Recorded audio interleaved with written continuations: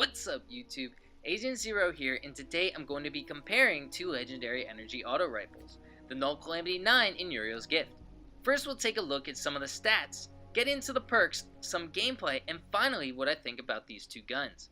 While looking at the stats, it's worth noting that the setup I have on both of these guns is maximizing stability. With that being said, the Uriel's Gift has higher impact, range, and stability, while the Null Calamity has better reload speed, clip size, and fire rate. Both of these guns have the same handling. Two hidden stats that I like to talk about are the aim assistance and inventory size. The inventory size is how much extra ammo the gun is allowed to hold in reserves. The Null Calamity takes this category. The aim assistance is the magnetic force that draws a gun to a target. The Null Calamity also takes the aim assistance category. Now that we've talked about the stats of the weapons, let's talk about the main perks of each of these guns. Uriel's Gift has Tap the Trigger, which grants increased stability and accuracy on initial trigger pull. Tap the Trigger perk is a very nice perk to have regardless of what situation you find yourself in. Null Calamity 9's perk is Zen Moment, which makes it so causing damage with Null Calamity increases its stability. Essentially, the more damage you do to a target, the easier the gun is going to be to control. Another very nice perk to have, especially since the Null Calamity has harder to control recoil at times. Now that we've talked about the stats and the main perks of each of these guns, it's time where we get into the subjective part of the review where I give you my opinions on both of these guns and which one I prefer and why.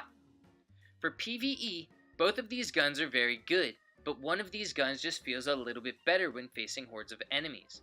The Null Calamity gets my edge in PvE. The Null Calamity just feels as though it's a PvE gun. It has a faster fire rate, higher magazine size, the more damage you're doing, the greater the stability you're getting, and it has more ammo in reserves.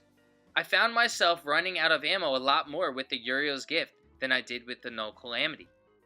I also feel extremely comfortable using the Null Calamity when facing hordes of enemies. While the Uriel's Gift is extremely good in PvE, I just prefer the Null Calamity with its specific stats catered towards PvE play. Now on to PvP. When facing enemies in PvP, it's always good to get the upper hand early in the gun battle. For that reason, I'm giving my PvP edge to Uriel's Gift. Uriel's Gift gets initial accuracy and stability on the trigger pull, so you'll have an upper hand while facing enemies. The early instability of the Null Calamity can lose you gun battles depending on what range you're engaging in a gun battle. While the Uriel's Gift is your traditional 450 rounds per minute auto rifle, typically used at medium range, the Null Calamity is a 600 round per minute auto rifle with a huge clip size. The Null Calamity, in my opinion, feels like a cross between a submachine gun and an auto rifle.